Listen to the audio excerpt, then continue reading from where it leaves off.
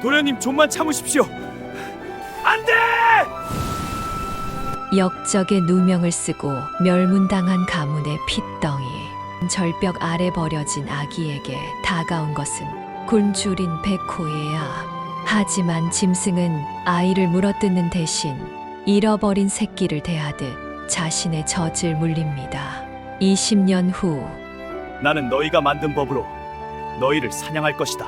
가장 야생적인 본능을 숨긴 채 인간의 법으로 탐관오리를 옥죄어오는 천재적인 복수가 시작됩니다. 때는 조선 중기 한양에서 가장 명망 높은 집안 중 하나였던 호산 이씨 가문 이야기입니다. 영의정을 지낸 이판서의 가문은 3대에 걸쳐 나라에 충성을 다했습니다. 청렴결백하고 의로운 집안으로 백성들의 존경을 받았습니다. 하지만 권력에는 늘 시기와 질투가 따르는 법, 대감이라는 간신이 있었습니다. 그는 왕의 총애를 받으며 권력을 휘둘렀지만 이판서의 청렴함이 눈의 가시였습니다. 이판서 놈이 계속 나를 견제하는구나. 저놈만 없으면 대감은 음모를 꾸몄습니다. 거짓 문서를 만들어 이판서 가문이 영모를 꾀했다고 모함한 것입니다. 왕은 대감의 말만 믿고 즉시 명을 내렸습니다. 이판서 일가를 모두 잡아들여라. 그날 밤 포졸들이 이판서 댁을 포위했습니다. 역적 이판서, 순순히 나와라. 대문이 부서지고 포졸들이 쏟아져 들어왔습니다. 이판서는 당황했습니다. 무슨 일이오? 내가 무슨 죄를 지었단 말이오? 영모를 꾀했다는 증거가 있다. 모두 잡아라. 말도 안 되는 소리. 나는 평생 나라에 충성을. 하지만 포졸들은 들으려 하지 않았습니다. 이판서와 그의 아들들, 손자들까지 모두 결박당했습니다. 부인과 며느리들도 끌려나갔습니다. 아버님, 이게 무슨 일입니까? 조용히 해라. 역적의 자식들. 참혹한 광경이었습니다. 그 와중에 가문에 충직한 머슴 만석은 재빠르게 움직였습니다. 만석은 30년을 이 집안을 섬긴 사람이었습니다. 어린 시절 굶어 죽을 뻔했을 때 이판서의 아버지가 구해줬고 그 은혜를 평생 갚으며 살았습니다. 도련님, 만석은 안채로 달려갔습니다. 거기에는 갓 태어난 지 100일도 안 된 아기가 있었습니다. 이판서의 막내 아들 호산이었습니다. 이 아기만이라도 살려야 해. 만석은 아기를 품에 안았습니다. 아기는 자고 있었습니다. 세상이 무너지는 줄도 모르고 도련님, 제가 꼭 지켜드리겠습니다. 만석은 뒷담을 넘어 집을 빠져나갔습니다. 저기다, 도망치는 놈이 있다. 잡아라. 포졸들이 뒤쫓아왔습니다. 만석은 필사적으로 달렸습니다. 어둠을 틈타 골목을 빠져나가고 성문을 지나 산으로 향했습니다. 놓치지 마라. 포졸들의 외침이 뒤에서 들렸지만 만석은 멈추지 않았습니다. 며칠을 쉬지 않고 달렸습니다. 산을 넘고 계곡을 건너며 북쪽으로 결국 태백산 깊은 곳까지 도착했습니다. 태백산은 험했습니다. 겨울이었습니다. 눈이 내리고 바람이 거세게 불었습니다. 만석은 지쳐 있었습니다. 며칠을 굶고 달려왔으니 몸에 힘이 없었습니다. 하지만 아기는 살아야 했습니다. 도련님, 조금만 참으세요. 조금만. 만석은 동굴을 찾아 헤맸습니다. 눈보라를 피할 곳이 필요했습니다. 산 비탈을 오르고 있었습니다. 바로 그때였습니다. 발을 헛디뎠습니다. 으악! 만석은 비탈을 굴러 떨어지기 시작했습니다. 순간적으로 아기를 높이 들어 올렸습니다. 도련님, 아기는 눈밭에 안전하게 떨어졌습니다. 하지만 만석은 멈추지 못했습니다. 계속 굴러 떨어져 절벽 아래로 떨어졌습니다. 나무에 부딪히고 바위에 부딪히며 결국 깊은 계곡 바닥에 쓰러졌습니다. 도련님, 만석은 몸을 움직일 수 없었습니다. 뼈가 여러 군데 부러진 것 같았습니다. 미안합니다.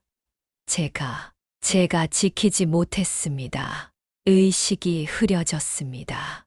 눈이 감겼습니다. 한편 위쪽 눈밭에는 아기만 남았습니다. 아기는 차가운 눈 위에 누워 있었습니다. 처음에는 조용했습니다. 하지만 곧 추위를 느꼈는지 울기 시작했습니다.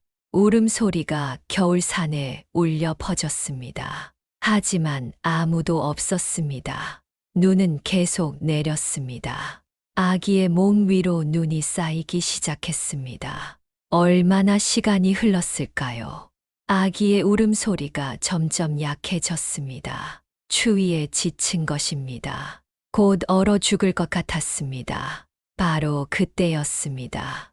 숲속에서 무언가 다가왔습니다. 커다란 발자국이 눈밭에 찍혔습니다. 백호였습니다. 태백산을 다스리는 거대한 백호. 몸 길이가 석자는 되는 거대한 맹수였습니다. 하얀 털에 검은 줄무늬가 있었습니다. 눈빛은 날카로웠습니다. 백호는 아기에게 다가갔습니다. 코를 킁킁거리며 냄새를 맡았습니다. 백호는 아기를 쳐다봤습니다. 인간의 새끼였습니다. 보통 때라면 백호는 관심도 두지 않았을 것입니다. 하지만 지금은 달랐습니다. 백호에게는 슬픈 사연이 있었습니다. 며칠 전 사냥꾼의 덫에 새끼 2마리를 잃었습니다. 백호는 새끼들을 데리고 사냥을 나갔다가 사냥꾼이 쳐놓은 올가미에 새끼들이 걸려 죽는 것을 봤습니다. 백호는 사냥꾼들을 쫓아가 복수했습니다. 하지만 새끼들은 이미 죽은 뒤였습니다. 그 뒤로 백호는 젖이 불어 고통스러웠습니다. 새끼들에게 먹일 젖이 계속 나왔지만 새끼들은 없었습니다. 가슴이 팽팽하게 부풀어 걷기도 힘들었습니다. 그러던 중에 아기의 울음소리를 들은 것입니다. 백호는 아기를 보며 생각했습니다.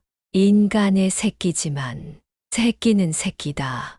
배고파 우는 소리는 모든 새끼가 똑같다. 백호는 조심스럽게 아기를 입에 물었습니다. 아기를 물어 자신의 동굴로 옮겼습니다. 동굴은 따뜻했습니다. 바람이 들어오지 않았습니다. 백호는 아기를 눕히고 자기 몸으로 감쌌습니다. 따뜻한 체온이 아기에게 전해졌습니다. 아기는 울음을 그치고 눈을 떴습니다. 백호를 봤습니다. 무서워해야 정상이었지만 아기는 웃었습니다. 백호의 따뜻함이 느껴졌기 때문입니다. 백호는 젖꼭지를 아기 입에 가까이 댔습니다. 아기는 본능적으로 빨기 시작했습니다. 젖이 나왔습니다. 백호는 안도의 숨을 쉬었습니다. 부풀었던 가슴이 가라앉았습니다. 아기는 배불리 먹고 다시 잠들었습니다. 백호는 아기를 지켜봤습니다.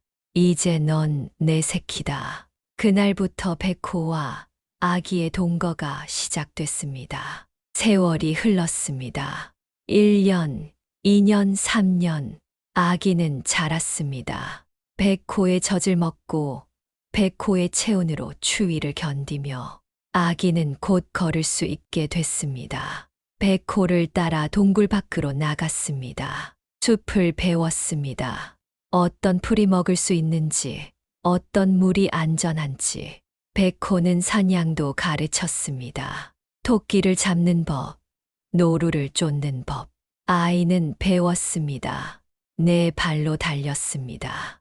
나무를 탔습니다. 언어도 배웠습니다. 인간의 언어가 아니라 짐승의 언어를. 백호의 울음소리, 늑대의 짖는 소리, 곰의 으르렁거림. 그것들이 무엇을 의미하는지 알게 됐습니다. 10년이 흘렀습니다. 아기는 이제 소년이 됐습니다. 10살쯤 돼 보였습니다. 키는 작았지만 몸은 단단했습니다. 산속을 뛰어다니며 자랐으니 힘이 셌습니다. 백호는 늙었습니다.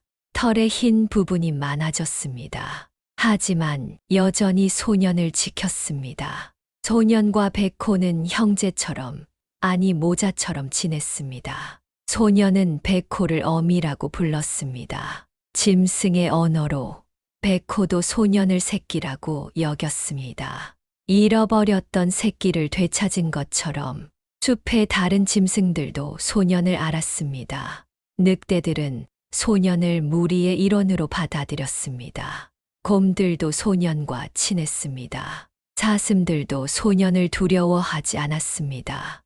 소년은 완전히 야생의 일부가 됐습니다. 한편 절벽에서 떨어진 만석은 죽지 않았습니다. 기적적으로 살아났습니다. 계곡물에 떨어져 뼈가 부러졌지만 목숨은 붙어 있었습니다. 며칠을 정신없이 지내다가 깨어났습니다. 다리를 절뚝거리며 산속을 헤맸습니다. 아기를 찾았지만 찾을 수 없었습니다. 도련님, 도련님, 만석은 절망했습니다. 내가 지키지 못했구나. 도련님을. 하지만 산을 떠날 수도 없었습니다. 한양으로 돌아가면 잡혀 죽을 것입니다. 만석은 산속에 남기로 했습니다. 오두막을 짓고 은둔 생활을 시작했습니다. 약초를 캐서 팔아 연명했습니다. 10년이 그렇게 흘렀습니다. 어느 날 만석은 숲에서 이상한 광경을 목격했습니다. 한 소년이 늑대들과 함께 달리고 있었습니다. 네 발로 달렸습니다. 마치 짐승처럼. 저게 사람인가, 짐승인가? 만석은 눈을 비볐습니다. 분명 인간 아이였습니다. 하지만 짐승처럼 행동했습니다. 만석은 조심스럽게 다가갔습니다. 소년은 만석을 봤습니다. 경계했습니다. 으르렁거렸습니다. 만석은 멈췄습니다. 괜찮다. 해치지 않는다. 하지만 소년은 인간의 말을 이해하지 못했습니다. 도망쳤습니다.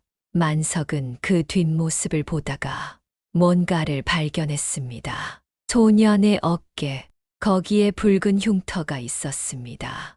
만석은 그 흉터를 알았습니다. 이판서 집안 대대로 내려오는 표식이었습니다. 태어날 때부터 있는 붉은 점. 도련님, 만석은 깨달았습니다. 저 소년이 바로 10년 전 잃어버린 아기, 호산 도련님이라는 것을. 살아계셨구나. 살아계셨어. 만석은 눈물을 흘렸습니다. 그날부터 만석의 노력이 시작됐습니다.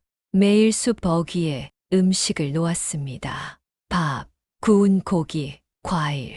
처음에는 소년이 오지 않았습니다. 하지만 며칠이 지나자 호기심이 생긴 듯 음식을 가져갔습니다. 만석은 조금씩 가까워졌습니다. 음식을 놓고 멀리서 지켜봤습니다. 소년이 오면 웃으며 손을 흔들었습니다. 위협하지 않았습니다. 소년도 점점 경계를 풀었습니다. 한 달쯤 지나자 소년이 만석 가까이 왔습니다. 만석은 조심스럽게 말했습니다. 나는 너의 가족이었던 사람이다. 소년은 고개를 갸웃했습니다. 이해하지 못했습니다. 괜찮다. 천천히 가르쳐 줄게. 만석은 소년에게 인간의 언어를 가르치기 시작했습니다. 이건 밥이다. 밥. 이건 물이다. 물. 소년은 배웠습니다. 처음엔 어려워했지만 점점 익숙해졌습니다. 반년쯤 지나자 간단한 대화가 가능했습니다. 나, 호산. 그래, 내 이름은 호산이다. 너, 누구? 나는 만석. 내 집안을 섬기던 사람이었다. 집안. 그래. 너에게는 원래 가족이 있었어. 아버지, 할아버지, 모두 훌륭한 분들이셨지.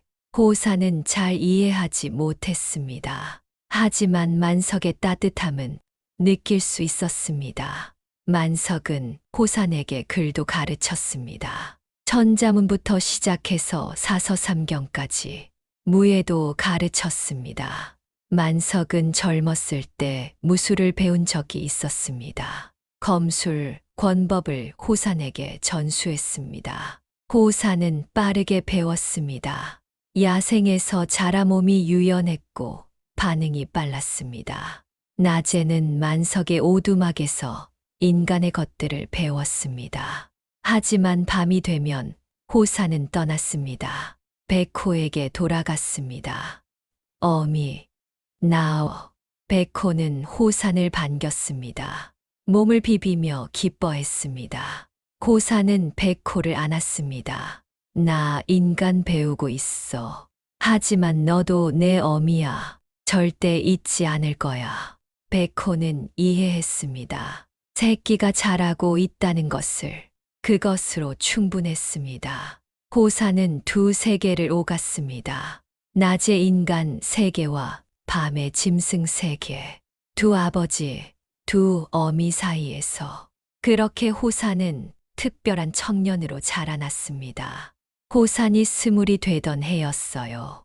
어느 날 숲에 이상한 소리가 들렸습니다. 나무 베는 소리였어요. 호사는 백호와 함께 소리가 나는 곳으로 갔습니다. 놀라운 광경이 펼쳐졌어요. 수십 명의 사람들이 나무를 베어내고 있었어요. 도끼와 톱으로 큰 나무들을 마구 잘라냈습니다. 이게 무슨 짓이야? 호산은 분노했어요. 이 나무들은 호산이 자란 곳이었어요. 백호와 함께 뛰어놀던 곳이었습니다. 저놈들을 쫓아내야 해.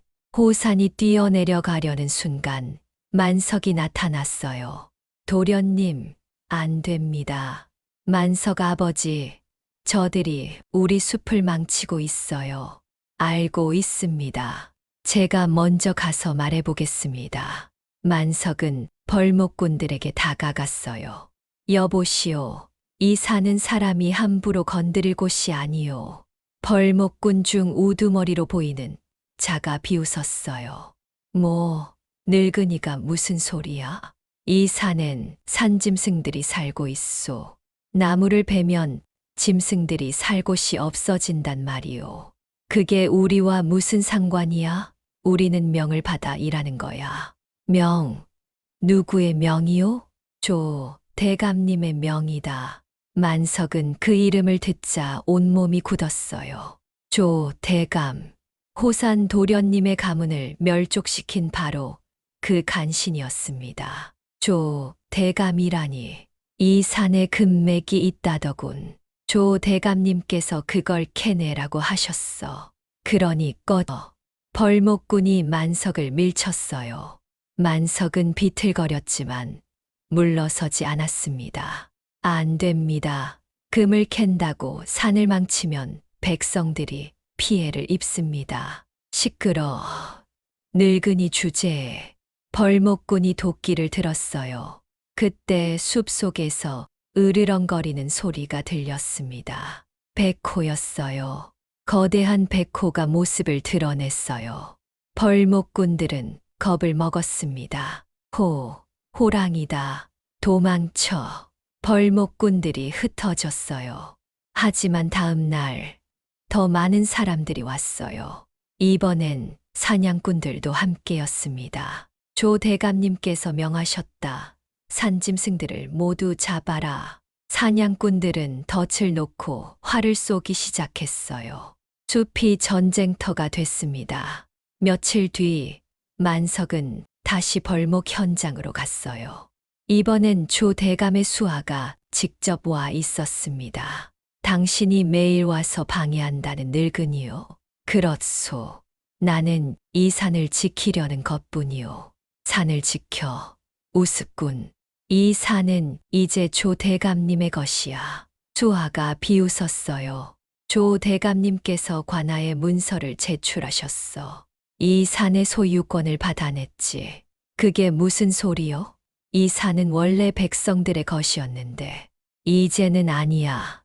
법적으로 조 대감님 소유라고. 만석은 분노했어요. 법이라니. 법을 악용하는 것이 아니오. 시끄러. 네 이놈. 수아가 만석을 때렸어요. 만석이 쓰러졌습니다. 감히 조 대감님을 욕하다니. 다른 수아들도 달려들었어요. 발로 차고 주먹으로 때렸습니다. 만석은 저항할 힘이 없었어요. 이미 60이 넘은 노인이었으니까요. 그만하시오. 하지만 수아들은 멈추지 않았어요. 무자비한 폭행이 계속됐습니다. 그때 호산이 도착했어요. 만석 아버지, 호산이 달려갔지만 이미 늦었어요. 만석은 피투성이가 되어 쓰러져 있었습니다. 아버지, 정신 차리세요. 호산이 만석을 안았어요. 만석은 희미하게 눈을 떴습니다. 도련님, 말씀하지 마세요. 제가 치료해 드릴게요. 아니, 이미 늦었소. 만석의 숨이 가빠졌어요. 도련님, 들으시오. 예, 아버지.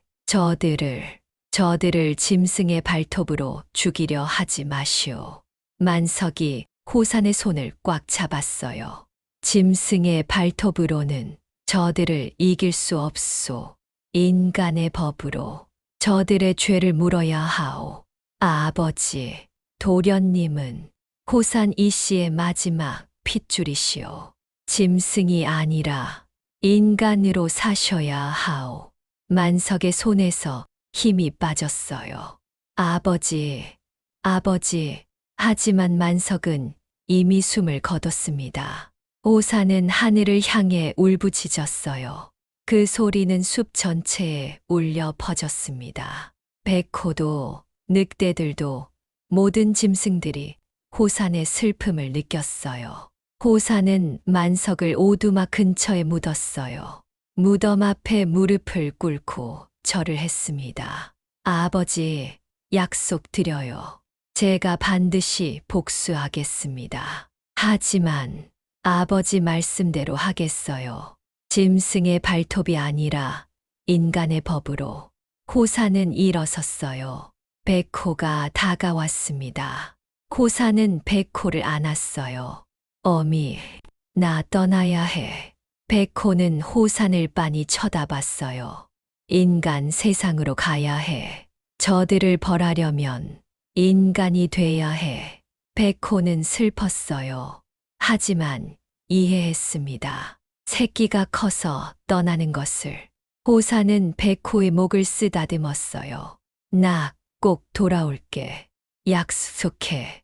백호는 호산의 얼굴을 핥았어요. 마지막 작별이었습니다. 호산은 오두막으로 돌아가 만석이 남긴 것들을 정리했어요. 책들, 옷들, 그리고 한 장의 종이 가게도였습니다. 만석이 몰래 보관하고 있던 호산 이씨 가문의 가게도. 거기에는 호산의 아버지, 할아버지, 증조할아버지의 이름이 적혀 있었어요. 그리고 마지막에 호산이라는 이름. 이게 내 가문이구나. 호산은 가게도를 품에 넣었어요. 그리고 한양으로 향했습니다. 며칠을 걸었어요. 산을 내려오고 마을을 지나고 큰 길을 따라 처음 보는 세상이었어요. 사람들이 너무 많았습니다. 집들도 많았어요. 호산은 불편했어요. 사람 냄새가 싫었습니다. 하지만 참았어요. 인간의 법으로 복수한다. 만석 아버지의 유언을 지킨다. 그렇게 되뇌며 걸었습니다. 일주일쯤 걸어 한양에 도착했어요. 거대한 도시였습니다. 성문, 궁궐, 수많은 기와집들. 호산은 어디서부터 시작해야 할지 몰랐어요. 그때 한 서당 앞을 지나갔습니다. 아이들이 글을 읽고 있었어요. 천지현황, 우주홍황, 천자문이었어요. 만석에게 배운 적이 있었습니다. 호사는 서당 문을 두드렸어요. 서당 훈장이 나왔습니다. 누구신가? 저는 산에서 온 사람입니다. 글을 배우고 싶습니다. 훈장은 호산을 위아래로 훑어봤어요. 남루한 옷차림이었지만 눈빛만은 남달랐습니다. 글을 배우고 싶다고? 예, 나이가 몇인가? 20입니다. 훈장은 고개를 저었어요. 20이면 너무 늦었네. 과거를 보려면 이미 과거를 보고 싶습니다. 호산이 단호하게 말했어요. 훈장은 놀랐습니다. 자네, 진심인가? 예. 훈장은 잠시 생각하다가 말했어요. 좋네. 시험해보세. 이 글을 읽어보게. 훈장이 책을 펼쳤어요. 논어였습니다. 호사는 읽었어요. 하기 시습지 불여결호. 막힘없이 읽어 내려갔습니다. 훈장은 놀랐어요. 자네, 이미 글을 아는구먼. 산에서 배웠습니다.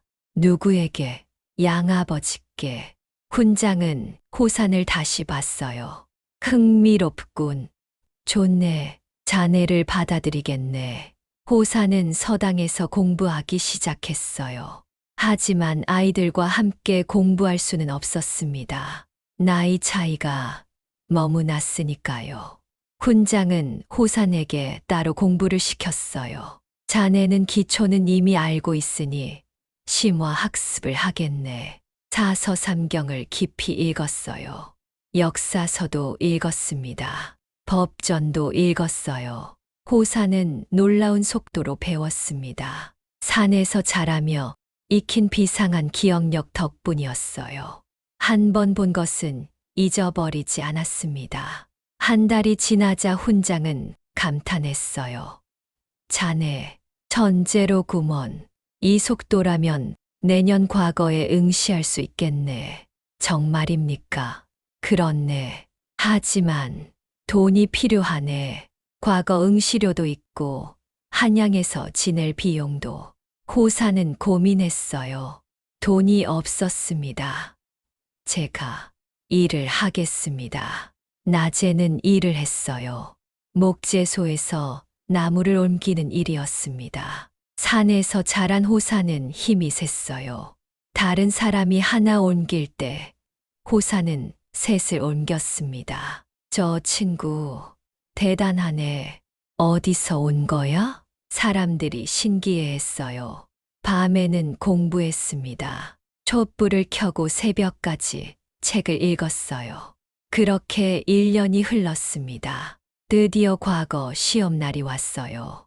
수많은 선비들이 시험장에 모였습니다. 호산도 그 중 한 명이었어요. 첫 번째 시험 시작. 시험 문제가 발표됐어요. 인이예지를 논하라. 호사는 붓을 들었어요. 글을 쓰기 시작했습니다. 만석에게 배운 것, 훈장에게 배운 것, 그리고 산에서 배운 것까지 인간과 짐승의 경계에서 자란 호산만이 쓸 수 있는 글이었어요. 인간이 짐승과 다른 이유는 인이예지가 있기 때문이다. 하지만 인이예지를 잃은 인간은 짐승보다 못하다. 짐승은 본능에 따라 살지만 악한 인간은 탐욕에 따라 산다. 호사는 조대감과 그 수하들을 떠올리며 글을 썼어요. 진정한 인간은 법을 지키는 자다. 법을 악용하는 자는 인간의 탈을 쓴 짐승이다. 시험이 끝났어요. 보름 뒤 결과가 발표됐습니다. 장원, 호산. 호산이 장원 급제했어요. 사람들이 놀랐습니다. 저 사람 누구야? 처음 보는데 1년 만에 급제했다는데 소문이 퍼졌어요. 임금도 호산의 글을 읽었습니다. 특이한 시각이로군. 이 사람을 불러들여라. 호사는 임금 앞에 섰어요. 내가 호산이냐? 예, 전하. 내 글을 읽어봤다. 인간과 짐승을 비교하는 부분이 인상적이더구나. 어디서 공부했느냐? 산에서 자랐습니다. 전하. 산에서. 예, 양아버지께 배웠습니다. 임금은 호산을 자세히 봤어요. 눈빛이 남달랐습니다. 야성이 느껴졌어요. 흥미롭구나. 그런데 내게 묻고 싶은 것이 있다. 너는 왜 과거를 봤느냐? 호산은 잠시 망설였어요. 하지만 솔직하게 대답했습니다. 복수하기 위해서입니다. 전하. 복수. 제 가문을 멸족시킨 자들이 있습니다. 그들을 벌하고 싶습니다. 임금은 놀라지 않았어요. 그래서 법을 배웠구나. 예, 전하. 짐승의 발톱이 아니라 인간의 법으로 벌하고 싶습니다. 임금은 고개를 끄덕였어요. 좋다. 내 뜻이 마음에 든다. 임금은 신하를 불렀습니다. 마패를 가져오너라. 신하가 검은 나무 상자를 들고 왔어요. 상자를 열자 마패가 들어 있었습니다. 암행어사의 마패였어요. 호산. 예, 전하. 이 마패를 내게 주겠다.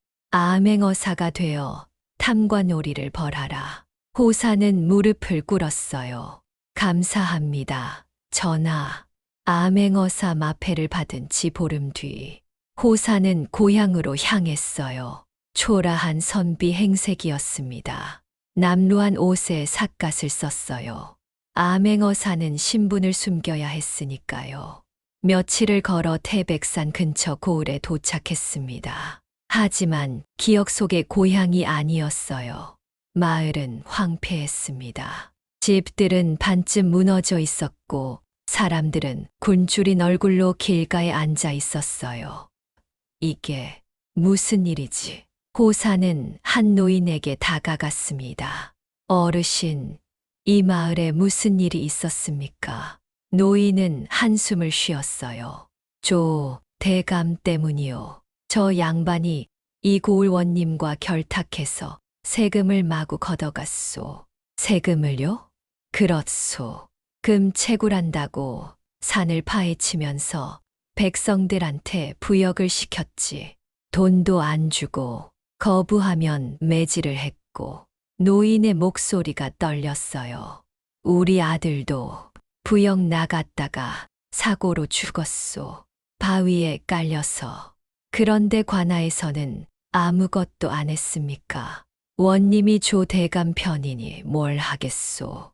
민원 넣으러 간 사람들은 오히려 감옥에 갇혔소.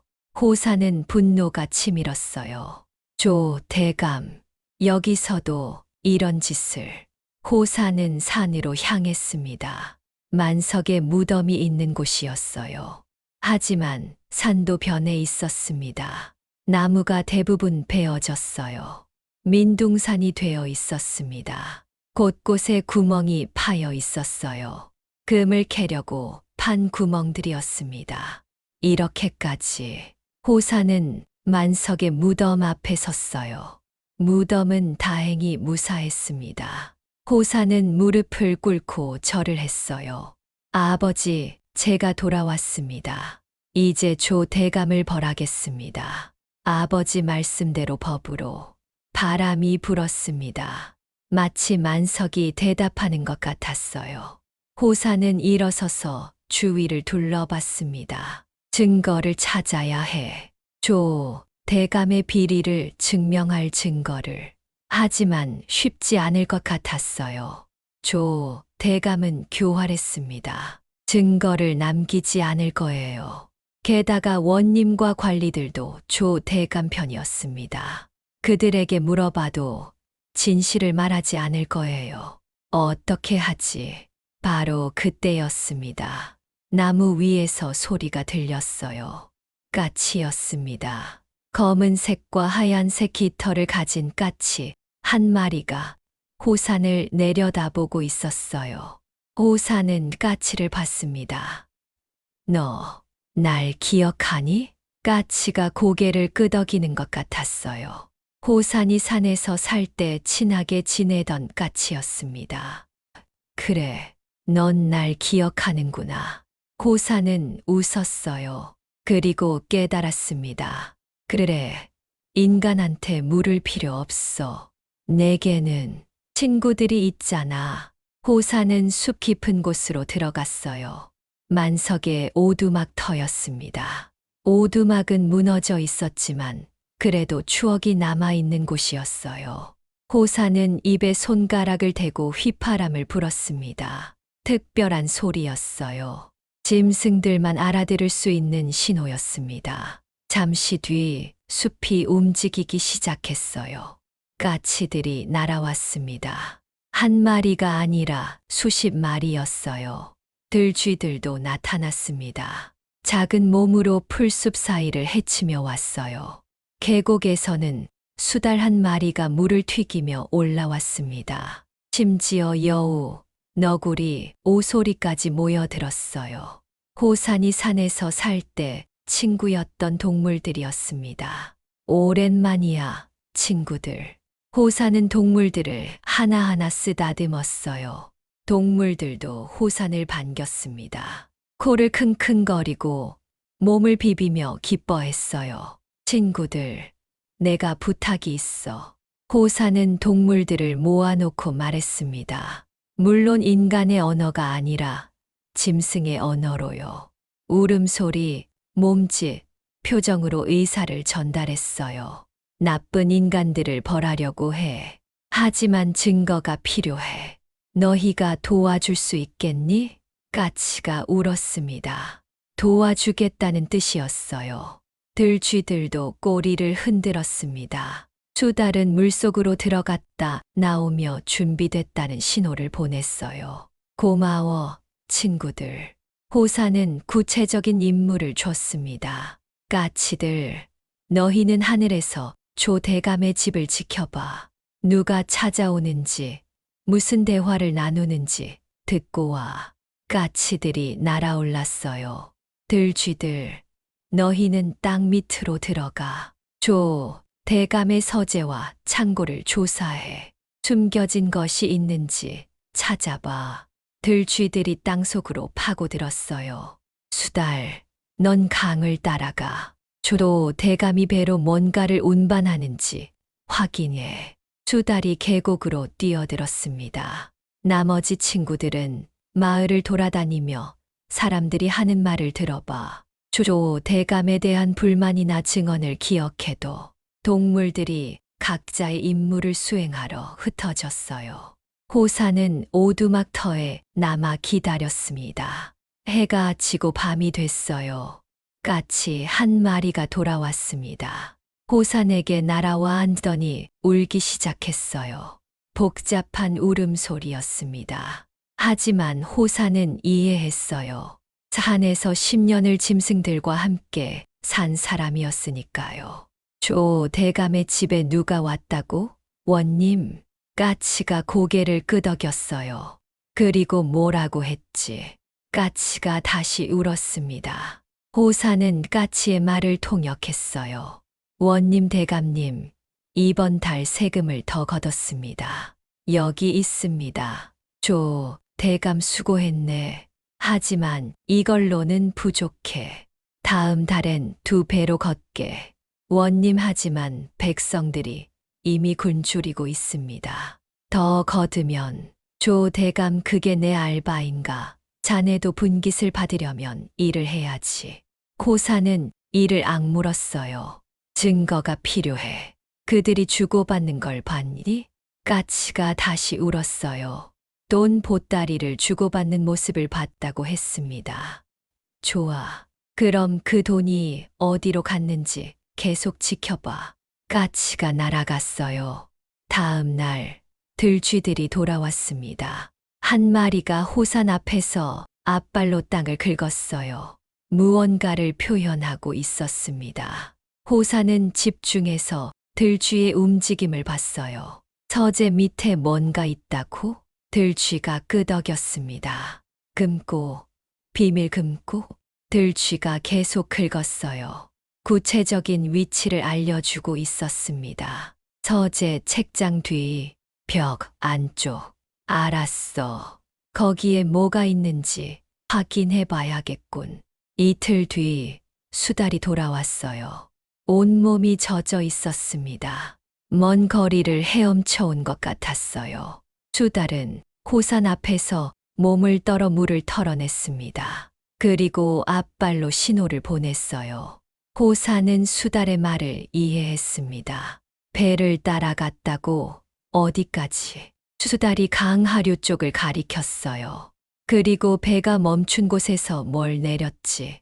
수달이 무거운 상자를 들어 올리는 신용을 했어요. 금괴를 내렸어. 수달이 고개를 끄덕였습니다. 누구한테 줘서? 수달이 옷을 입은 사람, 아니, 관복을 입은 사람의 모습을 흉내냈어요. 한양의 관리한테 뇌물을 준 거야? 수달이 다시 끄덕였어요. 호사는 모든 정보를 정리했습니다. 조 대감은 원님과 공무회 백성들에게 과도한 세금을 걷고 있었어요.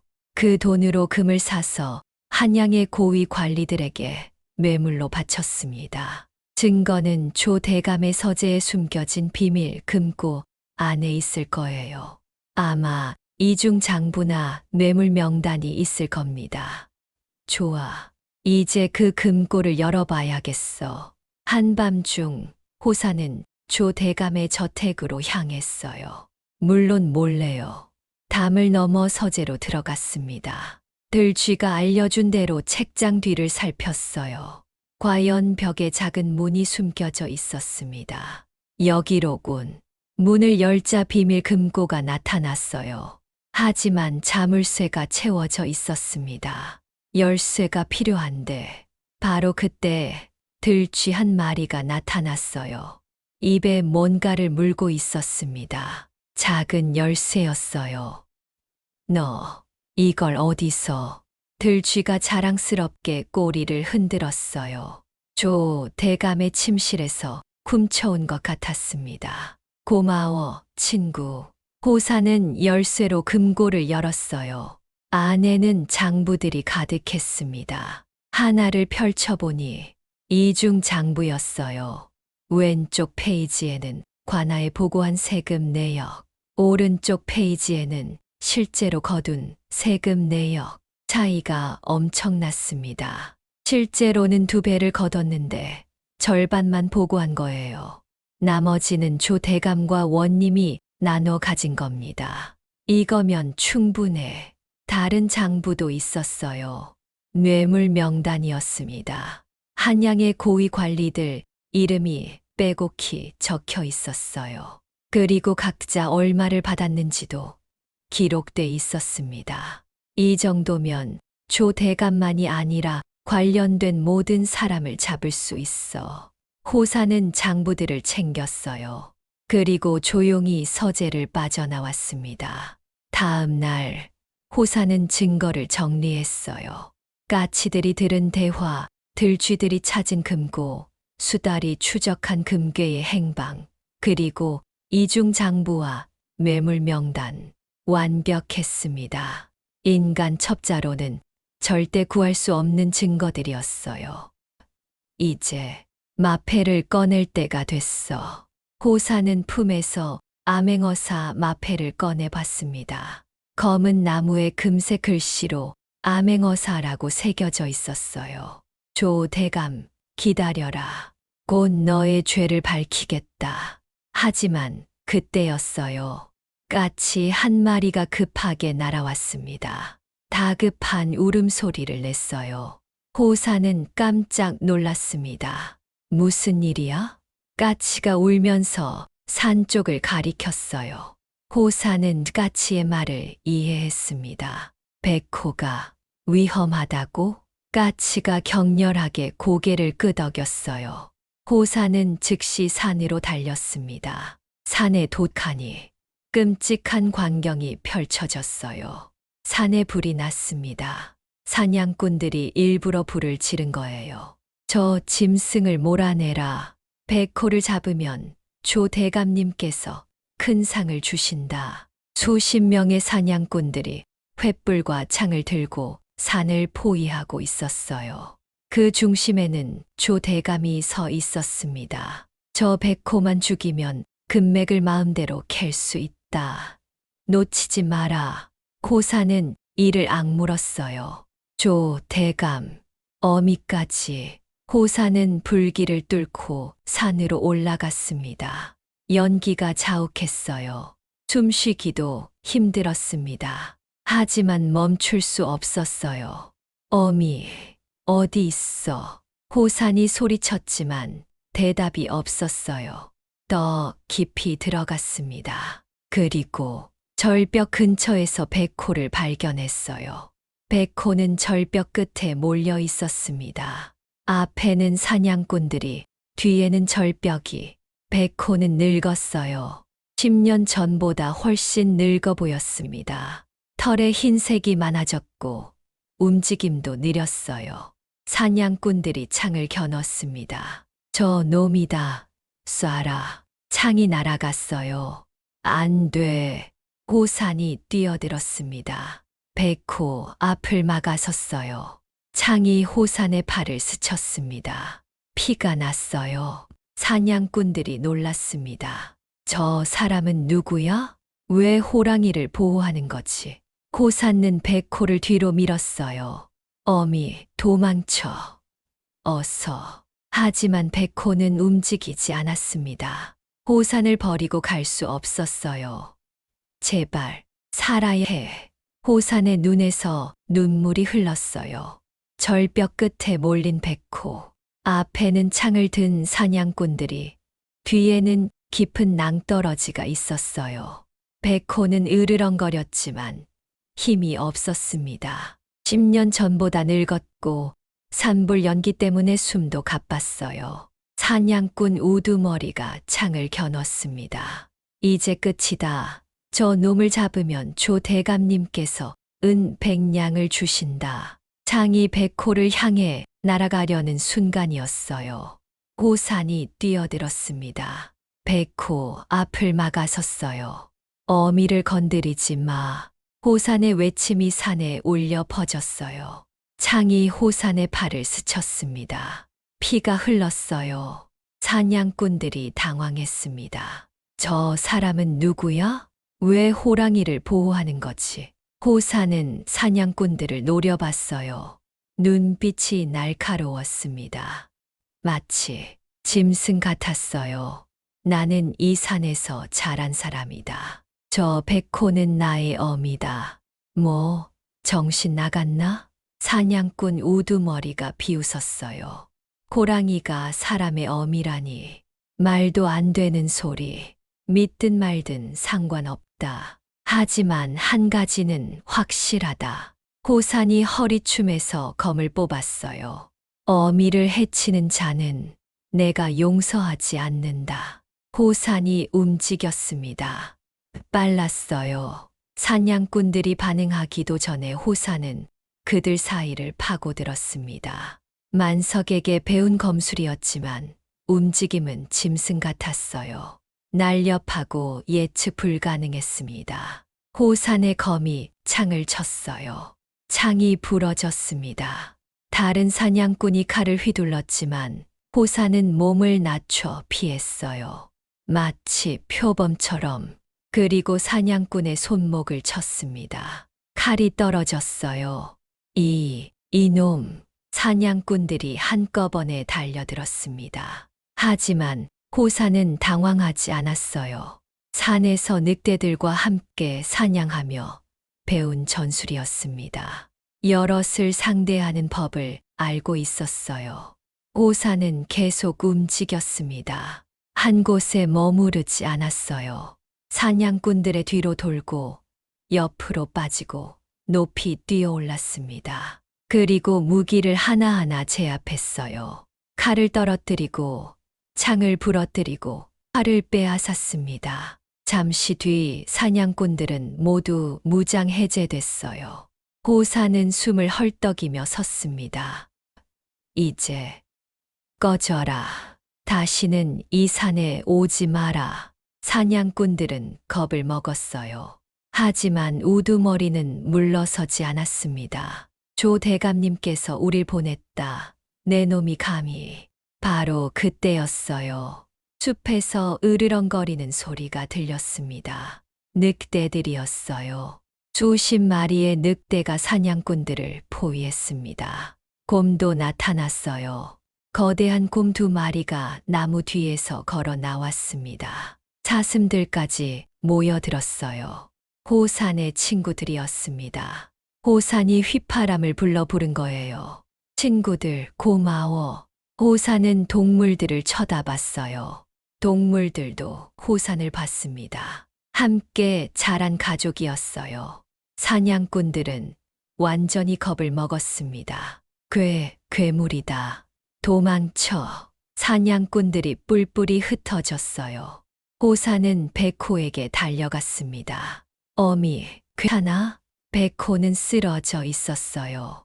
숨을 헐떡였습니다. 호산이 백호를 안았어요. 잠깐만 기려. 내가 치료해 줄게. 호산은 백호를 동굴로 옮겼습니다. 예전에 백호가 호산을 키운 그 동굴이었어요. 물을 떠다가 백호에게 먹였습니다. 약초도 캐왔어요. 만석에게 배운 지식이었습니다. 약초를 씹어서 백호의 상처에 발라줬어요. 곧 나아질 거야. 어미는 강하니까. 백호는 호산을 쳐다봤습니다. 늙은 눈이었지만 여전히 따뜻했어요. 백호가 호산의 손을 핥았습니다. 고맙다는 뜻이었어요. 호산은 백호 옆에 누웠습니다. 어렸을 때처럼. 어미, 나 이제 가봐야 해. 백호가 고개를 들었어요. 조, 대감을 벌해야 해. 만석 아버지의 원수를 갚아야 해. 백호는 슬펐어요. 하지만 이해했습니다. 걱정 마. 금방 돌아올게. 호사는 일어났습니다. 품에서 마패를 꺼냈어요. 암행어사의 마패. 이제 심판할 시간이야. 호사는 동굴을 나섰습니다. 늑대들이 따라왔어요. 너희는 여기 남아서 어미를 지켜줘. 늑대들이 동굴 앞에 앉았습니다. 백호를 지키겠다는 뜻이었어요. 호산는 산을 내려갔습니다. 조 대감의 저택으로 향했어요. 그날 밤 조 대감의 저택에서는 성대한 연회가 열리고 있었어요. 조 대감은 금괴를 몰래 빼돌리는데 성공했다며 축배를 들고 있었습니다. 오늘 밤 이 금괴들을 배에 실으면 우리는 부자가 되는 것이오. 원님과 수하들이 박수를 쳤어요. 대감님 만세. 축하합니다. 조 대감은 만족스러웠어요. 그리고 백호도 곧 죽을 것이오. 사냥꾼들이 지금쯤 처리했을 거요. 훌륭하십니다. 술잔이 오갔습니다. 바로 그때였어요. 연회장 문이 벌컥 열렸습니다. 호산이 걸어 들어왔어요. 피 묻은 옷차림이었습니다. 팔에는 붕대가 감겨 있었어요. 하지만 눈빛은 날카로웠습니다. 누구냐? 조 대감이 소리쳤어요. 호산은 대답하지 않았습니다. 연회장 한가운데로 걸어갔어요. 그리고 품에서 마패를 꺼냈습니다. 높이 들어 올렸어요. 암행어사 출두. 호산의 목소리가 연회장에 울려 퍼졌습니다. 조 대감과 원님, 수하들이 얼어붙었어요. 암행어사. 그럴 리가. 호산는 마패를 조 대감 앞에 던졌습니다. 마패가 바닥에 떨어지며 소리를 냈어요. 조 대감, 그대의 죄를 물으러 왔다. 조 대감은 당황했지만 곧 진정했어요. 무슨 소리요? 나는 죄가 없소. 없다고. 그럼 이건 뭐지? 호사는 품에서 장부를 꺼냈습니다. 들쥐들이 찾아낸 비밀 금고의 이중 장부였어요. 조 대감 앞에 던졌습니다. 이 장부를 보면 알 수 있다. 없다. 그대가 백성들에게 거둔 세금과 관아에 보고한 세금이 다르다는 것을 조 대감은 식은땀을 흘렸어요. 그건 조작된 거요. 조작. 그럼 이것도 조작인가? 호사는 또 다른 종이들을 꺼냈습니다. 뇌물 명단이었어요. 한양의 고위 관리들에게 보낸 뇌물 목록이다. 이름, 금액, 날짜까지 다 적혀 있지. 원님과 수하들이 얼굴이 하얗게 질렸어요. 조 대감은 부인했습니다. 그것도 거짓이오. 증거가 어디 있소? 증거. 좋다. 그럼 이건 어떤가? 호사는 차분하게 말했습니다. 엊그제밤 그대는 원님과 이런 대화를 나눴지. 호산이 그날 밤 대화를 그대로 재현했어요. 까치가 들은 대화였습니다. 원님, 이번 달 세금을 더 걷었습니까? 예, 대감님. 여기 있습니다. 수고했네. 하지만 이걸로는 부족해. 다음 달엔 2배로 걷게. 조 대감은 충격을 받았어요. 어떻게 그걸. 그리고 어젯밤에는 이런 말도 했지. 100호만 죽이면 금맥을 마음대로 캘 수 있다. 완벽했습니다. 토씨 하나 틀리지 않았어요. 조 대감은 말문이 막혔습니다. 누가 엿들은 거냐? 고사는 웃었어요. 엿들은 게 아니다. 들은 거지. 하늘의 눈과 귀가. 호사는 창밖을 가리켰어요. 까치들이 나뭇가지에 앉아 있었습니다. 조 대감은 더 이상 변명할 수 없었어요. 증거가 너무 명확했습니다. 저건 어떻게. 호사는 한 걸음 다가갔습니다. 조 대감, 그대는 20년 전 호산 이씨 가문을 모함했지. 조 대감이 깜짝 놀랐어요. 호산 이씨, 그건 거짓 문서를 만들어 역모를 꾸몄다고 했다. 그리고 가문을 멸족시켰다. 내가 어떻게 그걸. 호산는 옷을 걷어 어깨를 드러냈어요. 거기에는 붉은 흉터가 있었습니다. 호산 이씨 가문의 표식이었어요. 나는 호산 이씨의 마지막 핏줄이다. 조 대감은 뒤로 물러섰어요. 내가 그때 그 아기. 그렇다. 그대가 죽이려 했던 아기가 바로 나다.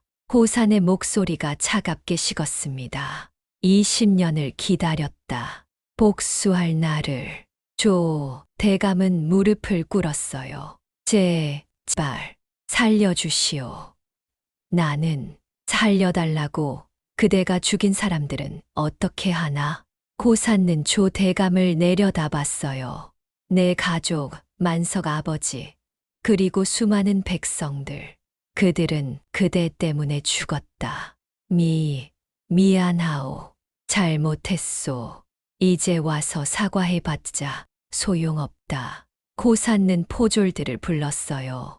조 대감과 원님, 그리고 이 자리에 있는 수하들을 모두 잡아들여라.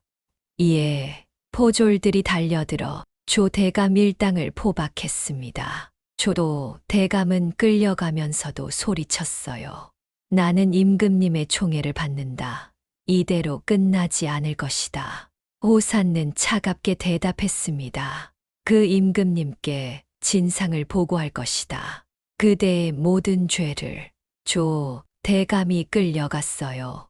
연회장은 조용해졌습니다. 호사는 마패를 주워들었어요. 만석 아버지, 이제 편히 쉬세요. 원수를 갚았습니다. 며칠 뒤 한양. 호사는 임금 앞에 섰어요. 조 대감도 죄인 복장으로 끌려왔습니다. 전하, 조 대감의 죄를 낱낱이 밝히겠습니다. 호사는 증거들을 하나하나 제시했어요. 이중 장부, 뇌물 명단, 그리고 증언들. 까치가 들은 대화, 들쥐가 찾은 금고, 수달이 추적한 금괴. 모든 것이 완벽했습니다. 임금은 분노했어요.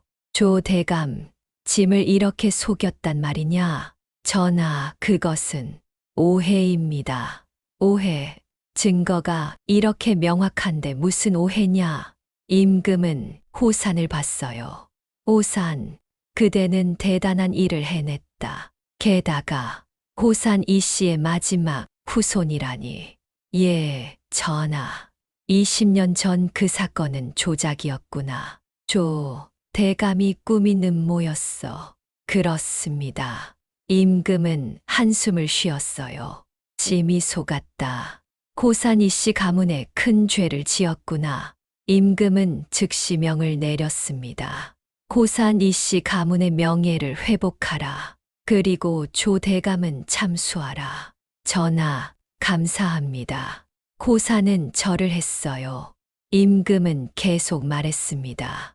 그리고 호산, 내게 벼슬을 내리겠다. 정삼품 관직을 주겠다. 하지만 호산은 고개를 저었어요. 죄송합니다. 전하, 받을 수 없습니다. 임금이 놀랐어요. 왜냐?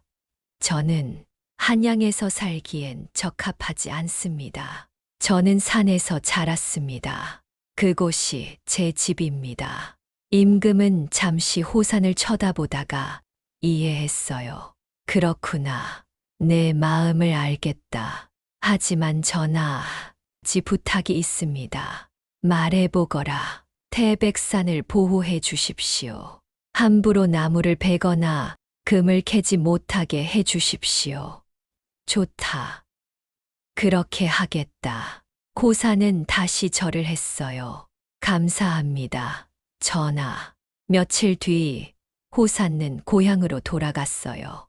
마을 사람들이 환영했습니다.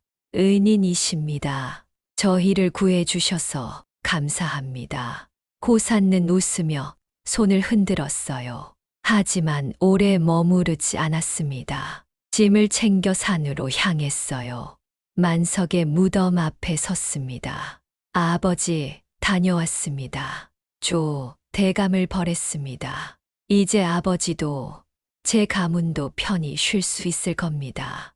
바람이 불었어요. 마치 만석이 대답하는 것 같았습니다. 호사는 무덤에 절을 하고 일어섰어요. 그리고 숲 깊은 곳으로 들어갔습니다. 동굴에서 백호가 기다리고 있었어요. 건강을 회복한 백호가 호산을 반겼습니다. 어미, 나와요. 백호가 호산을 핥았어요. 늑대들도 나타났습니다. 까치들도 날아왔어요. 들쥐들도 모여들었습니다. 호산의 친구들이었어요. 다들 잘 있었어? 동물들이 반겼습니다. 호산은 그들과 함께 앉아요. 나 이제 여기서 살 거야. 하지만 가끔 산 밖으로 나갈게. 백성들이 괴롭힘을 당하면 도와줄 거야. 백호가 고개를 끄덕였어요. 그림자 어사가 되는 거야. 세상에 드러나지 않지만 정의를 지키는. 호산은 하늘을 올려다봤어요. 인간도 짐승도 아닌 둘 다 있나. 그게 내 운명인 것 같아. 해가 지고 있었습니다. 호산은 백호와 함께 동굴로 들어갔어요. 숲은 고요했습니다. 하지만 어딘가에서 호산이 지켜보고 있었어요. 백성들을 괴롭히는 악인들을 벌하기 위해, 자연을 파괴하는 자들을 막기 위해. 그렇게 산군의 아들, 그림자 어사, 호산은 전설이 됐습니다.